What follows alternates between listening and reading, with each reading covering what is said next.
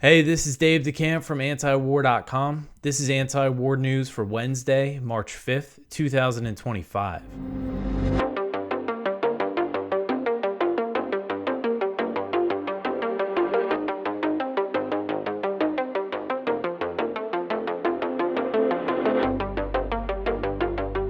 All right, the first story at the top of antiwar.com today. Trump says that Ukraine is willing to work toward peace. So on Tuesday night, Trump gave his address to Congress, and I just finished watching it basically right before starting this recording. There's all these reports saying that he was going to announce that the minerals deal with Ukraine was a done deal, but that is not what happened. Basically, what he said was that Zelensky sent him a letter that said Ukraine was ready to work toward peace with the U.S. According to Trump, Zelensky said in the letter that he stands, quote, ready to work under President Trump's strong leadership to get a peace that lasts. We do really value how much America has done to help Ukraine maintain its sovereignty and independence, end quote. So it sounds like Zelensky sent Trump some sort of letter of apology. And Zelensky also made some public comments saying that the blow up at the Oval Office was regrettable. Zelensky also told Trump that he was ready to sign the deal that would give the U.S. access to revenue from Ukraine's rare earth minerals and other natural resources at any time that is convenient for the U.S. So, I really think this minerals deal, it's well beyond rare earth minerals. It's basically all Ukraine's natural resources. And I just think that's bad news for the U.S., just going to get the U.S. more involved in Ukraine, more bogged down, I think. And if they do patch things up and sign the deal, that will also probably mean that the pause on U.S. military aid to Ukraine won't last very long. So, again, going back to what Zelensky said earlier in the day, he put out a very long statement saying that the argument with Trump and J.D. Vance was regrettable, and he also suggested potential steps toward peace with Russia after the Trump administration paused all military aid to Ukraine. So Ukrainian officials have said that they believe their military stockpiles will only last 6 months without continued U.S. military aid. So you see how much leverage the U.S. has over Ukraine and how much this is a U.S. war, a U.S. proxy war, U.S. completely funded and enabled by the U.S. The fact that if they lose U.S. support, then they're going to run out of weapons, in a few months, really goes to show how involved the U.S. is in this, which, it's very clear considering how much the U.S. has spent. So U.S. officials said, discussing the pause, as I covered yesterday, they're saying that the pause will remain in place until Ukrainian leadership demonstrated that it was ready to work toward peace. And Zelensky insisted on Tuesday that he did not want endless war. He said that Ukraine is ready to come to the negotiating table as soon as possible. He also suggested the first steps of a deal with Russia, saying that it could involve a ban on long-range attacks, a ban on the bombing of energy infrastructure, and attacks at sea. So basically saying, we'll cut out these certain types of attacks, and then we can start talking. He said, quote, we are ready to work fast to end the war, and the first stages could be the release of prisoners and a truce in the sky, a ban on missiles, long-range drones, bombs on energy and other civilian infrastructure, and truce in the sea immediately if Russia will do the same, end quote. He said that after those initial steps that Ukraine would want to work very fast to get to the next stages to reach a deal. Zelensky also expressed gratitude for previous U.S. support and thanked President Trump for supplying Ukraine with Javelin anti-tank missiles during his first term. And that was a step at the time that marked a very significant escalation of U.S. support for the Ukrainian military. And regarding the blow-up in the Oval Office, Zelensky said, quote, our meeting in Washington at the White House on Friday did not go the way it was supposed to be. It is regrettable that it happened this way. It is time to make things right. We would like future cooperation and communication to be constructive, end quote. And then in a video address on the same day, Zelensky insisted that Ukraine could defend itself without U.S. support, but said that a good relationship with the U.S. was needed to end the war. Like I said, other Ukrainian officials said, military officials, if we lose this support for good, then we're toast, pretty much.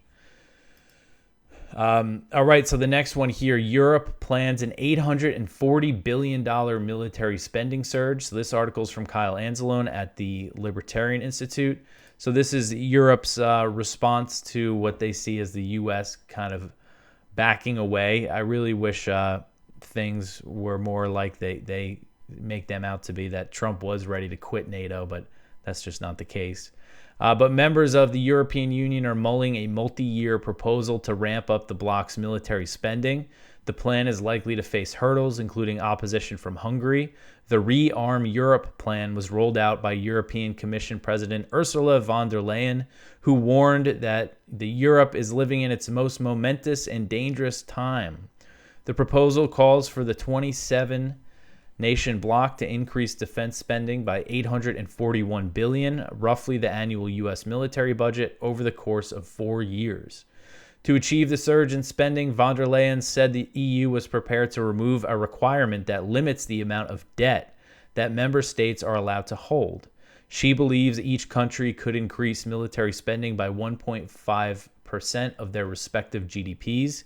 In addition, the bloc will take out over $150 billion in loans, from which funds will be doled out to member states for defense spending. Von der Leyen argued that the boost was necessary to respond to the short-term urgency to act and support Ukraine. And so this is part of the scramble that's happening in Europe. And it looks like Orban, the Prime Minister of Hungary, is opposed to this plan, this Rearm Europe plan. And another thing related to this, France is considering extending its nuclear umbrella to cover the EU. So the European NATO countries, they're under the U.S. nuclear umbrella, and the U.S. has nuclear weapons in 5 countries in Europe under the NATO nuclear sharing. And apparently France is talking about, I think France has just a few hundred nuclear warheads, and they are discussing the idea of bringing the rest of Europe under their nuclear umbrella. And France is the only nuclear armed state in the European Union. The UK has a few hundred nukes as well, but of course they're not in the European Union. All right, so the next one here, senators panic after Trump halts military aid to Ukraine. So this is another one from Kyle, kind of about the reaction from some members of Congress, members of the Senate, to what Trump said. So he has a quote here from Senator Jeanne Shaheen, who said, quote, and this is about Trump pausing military aid to Ukraine, quote, "This act of retribution against our ally who is on the front lines defending freedom and democracy is not only shameful, it is dangerous. I urge the administration to reverse course and remember that America's values lie with the free world, not autocrats and murderous dictators," end quote. And many U.S. politicians have invoked this idea of American values and to justify continuing to spend billions on this proxy war. Senator Richard Blumenthal said, quote, "Trump is inviting a military catastrophe and humanitarian nightmare, suspending aid for air defense against Russia's bloody slaughter of civilians, as well as arms necessary for battle-worn soldiers to hold the line against brutal attacks. His withholding this aid is illegal and immoral," end quote. Richard Blumenthal is one of the people who talked up this, who's been trying to sell continuing the proxy war, basically saying, oh, we're killing all these Russians and Americans aren't dying. He's pushed that argument. I mean, you talk about immoral. He's basically just saying, oh, it's just Ukrainians that are dying to help us achieve our goals. And then the reality is Russia has become a much more powerful military over the past few years because of this war. So this goes on. Lots of Democrats are very, very upset about what happened here. I saw Bernie Sanders putting out all these statements about it as well. All right, so the next one here, Israel rejects Arab League-backed Gaza plan. So the Arab League issued a statement following a summit in Cairo on Tuesday backing an Egyptian proposed $53 billion reconstruction plan for Gaza, an idea quickly rejected by Israel and the U.S.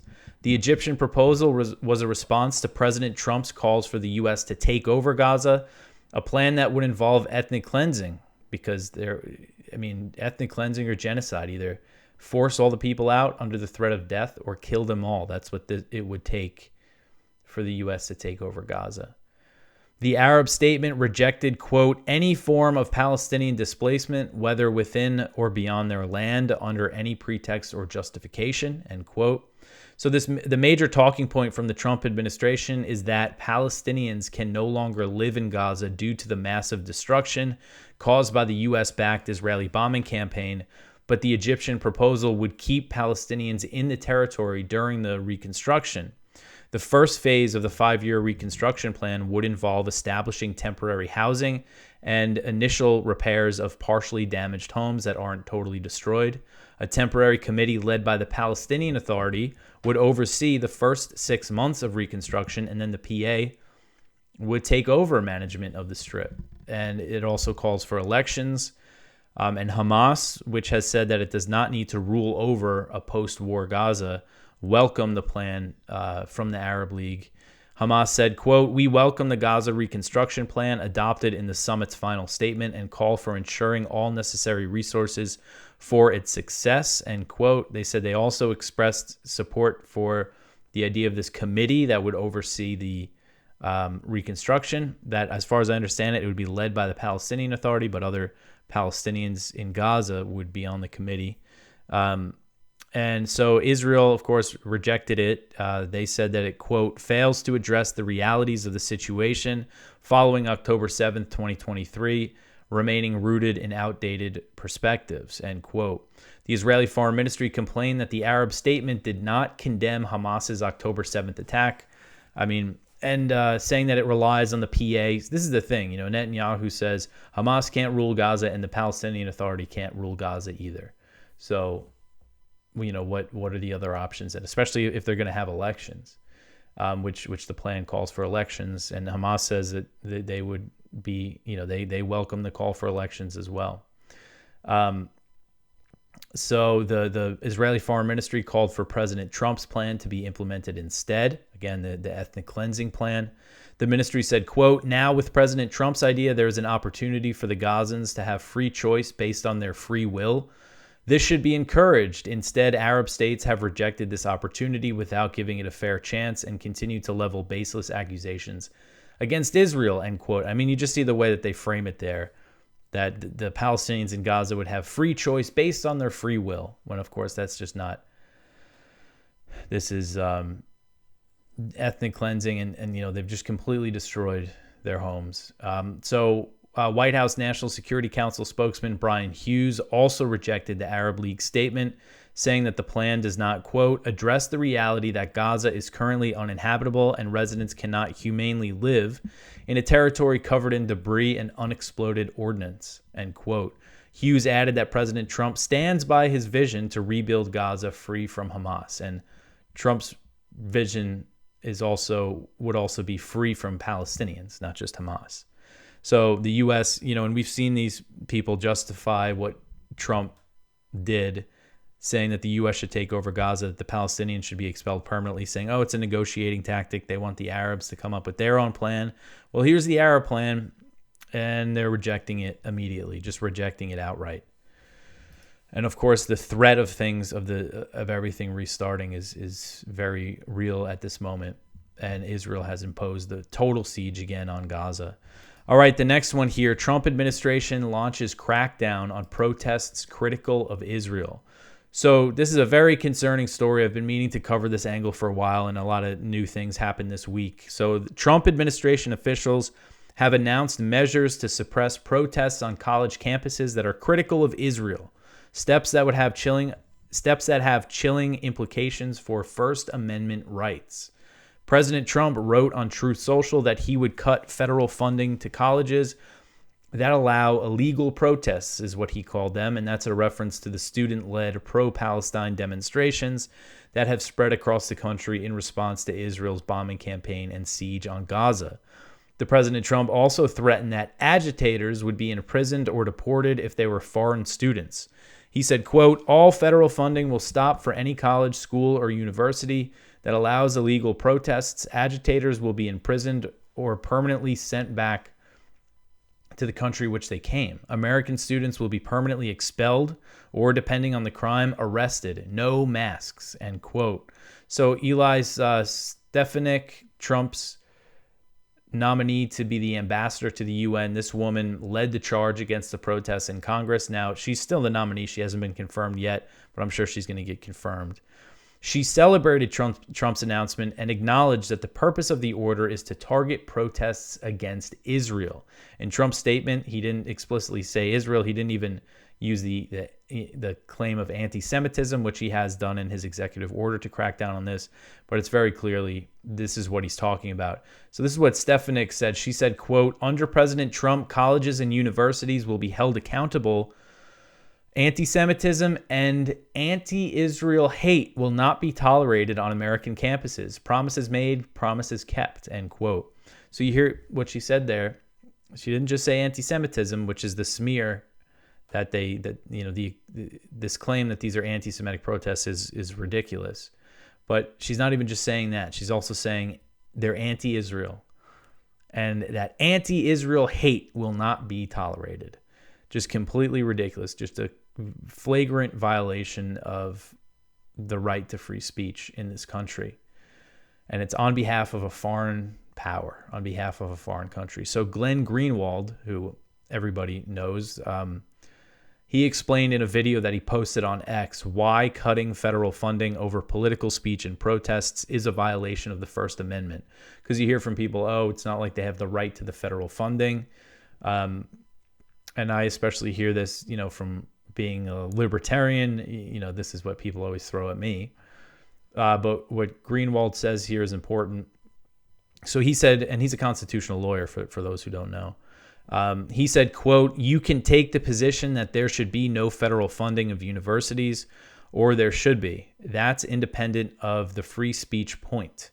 Once the federal government or any government decides to offer a benefit that's optional, it cannot then condition receipt of that benefit on your expressing a particular view, your affirming a particular view, or your refraining from expressing a political view. This is basic First Amendment doctrine, end quote. So this announcement from Trump came after a very bizarre statement from Robert F. Kennedy Jr., who's the Secretary of Health and Human Services, HHS. RFK Jr. is saying that HHS will be taking steps to combat anti-Semitism on college campuses in another directive aimed at pro-Palestinian protests. So I mentioned in the story, while both President Trump, Republicans, and President Biden did this as well, have labeled these protests anti-Semitic. Many Jewish students are involved, or organizations are involved in these demonstrations. So it's just completely absurd.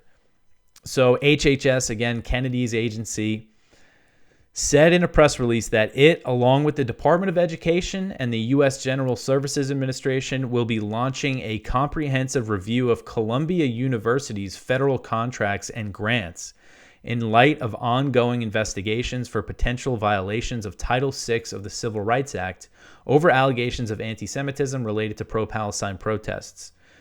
So, and then Kennedy put out this statement is kind of mind-boggling how ridiculous it is. I'm just going to read the whole thing that he said. It's unbelievable. So Kennedy said, quote, anti-Semitism, like racism, is a spiritual and moral malady that sickens societies and kills people with lethalities comparable to history's most deadly plagues. In recent years, the censorship and false narratives of woke cancel culture have transformed our great universities into greenhouses for this deadly and virulent pestilence. Making America healthy means building communities of trust and mutual respect based on speech, freedom, and open debate. End quote. I mean, it's just so absurd. I read it like 20 times.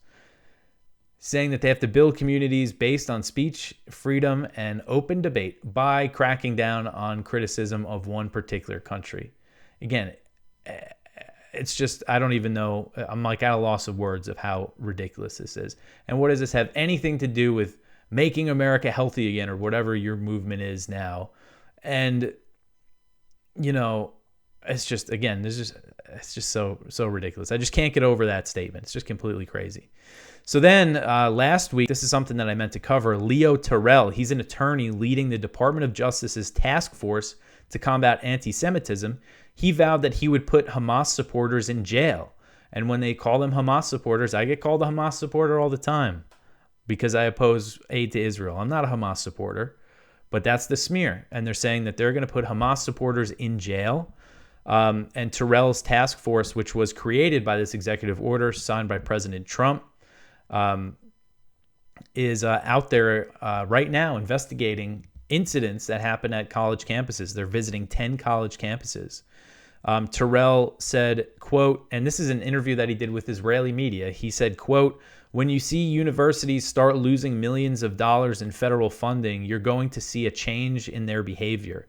When you see court orders protecting Jewish students, visas of anti-Semitic students being revoked, you will see a major change, end quote. And another thing to be really concerned about here, back in 2019, so in Trump's first administration, Trump signed an executive order directing all executive departments, which would include the DOJ, to consider the International Holocaust Remembrance Alliance's definition of anti-Semitism and the organization's lists of examples of contemporary anti-Semitism when enforcing Title VI of the Civil Rights Act.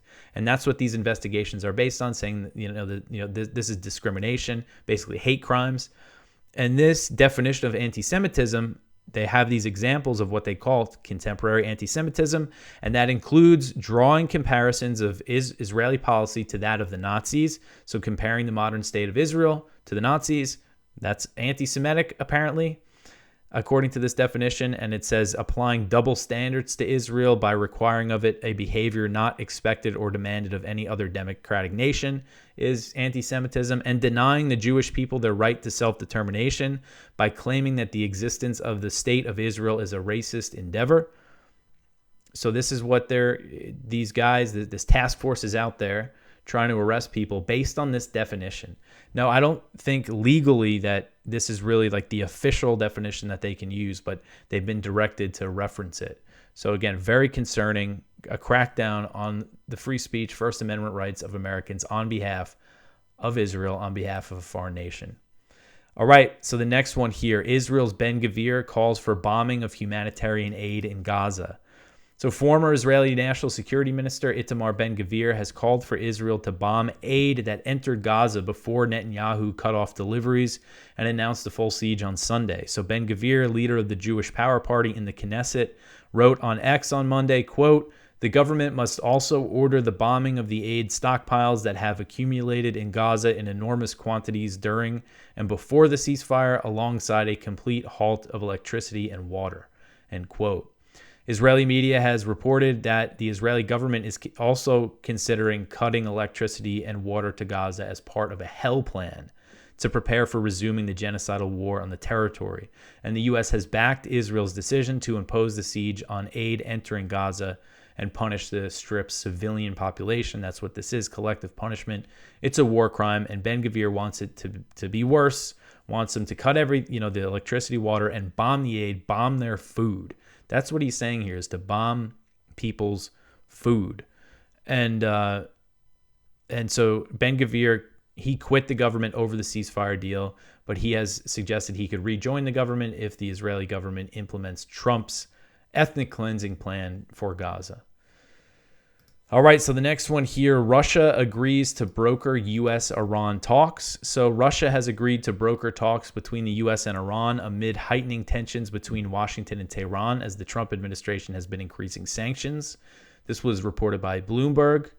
The report said President Trump discussed the idea during his call with Putin last week, and that it was discussed further when U.S. and Russian officials met in Saudi Arabia. The Kremlin basically confirmed this, saying that Russia believes the U.S. and Iran should resolve its problems through negotiations, and that Russia wants to help. So hopefully this leads to something. We've seen all these comments from Iranian officials ruling out talks with the U.S. because of all the sanctions Trump's been imposing, the so-called maximum pressure campaign. So that's not good, but hopefully this makes some kind of progress. All right, so the next one here, Israel expands zones Lebanese civilians are barred from. So this one's from Jason Ditz. So we've seen Israel, they're staying in these 5 outposts in southern Lebanon, but now they're imposing 2 additional demilitarized zones inside Lebanese territory. That's what they're calling them. and these are border areas. And essentially what they're saying is that if anybody enters these areas, they're going to shoot. They're going to shoot them. And we've seen them in these same areas fire at civilians trying to return to their homes. And now they're kind of officially declaring it basically a no-go zone for Lebanese civilians. Israel also claimed that they killed Hezbollah commander in an airstrike. And this guy who Israel described as a naval commander. The thing is, Hezbollah doesn't have a navy. I mean, I think they have some speedboats, some little inflatable speedboats. But Hezbollah did confirm that this guy, Qadr Saeed Hashim, was killed and that he was some sort of commander. Just the idea that he's like the commander of the Navy. This is all the headlines, was that, oh, Israel killed Hezbollah's naval commander, just making it sound like Hezbollah has this big Navy. But anyway, so Israel continues to bomb Lebanon and is expanding these areas where people cannot go. All right, so the next one here, Trump redesignates Yemen's Houthis as terrorists. So Trump signed an executive order, I think in the beginning of February, to redesignate the Houthis, officially known as Ansar Allah, as a foreign terrorist organization, the FTO designation. And now it's been officially implemented. Marco Rubio announced it on Tuesday. And this is bad for a number of reasons. One is that it essentially criminalizes the delivery of aid in Houthi-controlled areas of Yemen, which is where 70 to 80% of Yemenis live. And there's been a hunger crisis in these areas for a long time, mainly due to the U.S.-backed Saudi war against the Houthis that involved the blockade and brutal bombing campaign. Things have gotten better since the ceasefire was reached back in 2022. But things are still, people are still dealing with a lot of food shortages. So this will make that worse. And then also this prevents the Saudis and the Houthis from signing a peace deal that they worked out. One of the big things of the peace deal is that the Saudis, they're going to release some money that's frozen to pay Yemeni civil workers that work in areas that the Houthis control. That can't happen because of the designation, the U.S. sanctions and these terrorist designations. And it's also just a bad sign. These reports have been going over about Trump loosening the restrictions on the drone strikes and everything. And they're talking about bombing the Houthis. And, we haven't seen this new Trump administration bomb the Houthis yet. But if things explode in Gaza, the Houthis are going to start their attacks again. And then the U.S. is probably going to be back to bombing Yemen. So that's just not a good sign for that. All right, so the next one here, BlackRock strikes a deal on Panama Canal ports. So this article is from CBS. So this is Trump. He said in his address to Congress, in that address, by the way, I should have mentioned, he barely really said anything about Israel, or he didn't say anything about Gaza. So there's nothing major, no newsworthy things on that front. One thing he said, though, was that the U.S. is retaking the Panama Canal. And essentially what that means is BlackRock, everybody's favorite investment company, is buying ports in the Panama Canal, or buying the company that owns ports. So the Hong Kong-based conglomerate that operates ports near the Panama Canal has agreed to sell shares of its units that operate the ports to a consortium including BlackRock, after President Trump alleged Chinese interference with the operations of the critical shipping lane. In a filing, CK Hutchison Holding said Tuesday that it would sell all shares in Hutchison Port Holdings and all shares in Hutchison Port Group Holdings. The two units hold 80% of Hutchison's ports. The port group that operates 43 ports in 23 countries, including 2 of the 4 major ports that exist along the Panama Canal. The deal will give BlackRock consortium control over 43 ports in 23 countries, including Mexico, the Netherlands, Egypt, Australia, Pakistan, and elsewhere. So this is the retaking of the Panama Canal, is BlackRock buying all this stuff. And that was basically, the whole thing. Trump claims that China controlled the Panama Canal. It's basically just the fact that a company based in Hong Kong owned and managed 2 of the ports. That foreign countries own some ports here in the U.S. People would probably be surprised to learn that. But anyway, so the last story here, U.S. aircraft carrier arrives in South Korea. So this one's from Kyle again at the Libertarian Institute. So the USS Carl Vinson, an aircraft carrier, arrived in South Korea on Sunday. And this move was a show of force and drew a sharp rebuke from Pyongyang. So tensions are still high on the Korean Peninsula. I haven't talked about it a lot, but Biden really blew things up there, sending all these bombers and everything. And Trump's been doing basically the same thing, he docked a submarine there recently. It wasn't a nuclear armed submarine like the one Biden sent, but still, provocative to North Korea.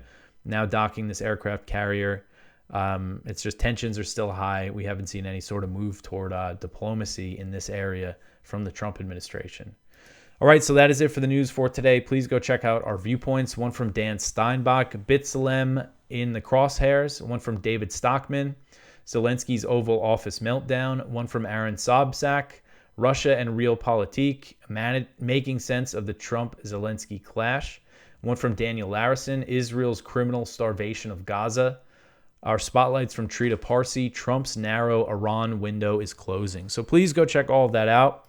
If I sounded hurried today, it's because I'm recording this much later than usual because I watched the whole Trump speech. So we'll see how quick I can get this uploaded. It might be you might see it on YouTube a little late if you watch it at night because I usually post it at midnight. It is 11:43 p.m. here on the East Coast right now.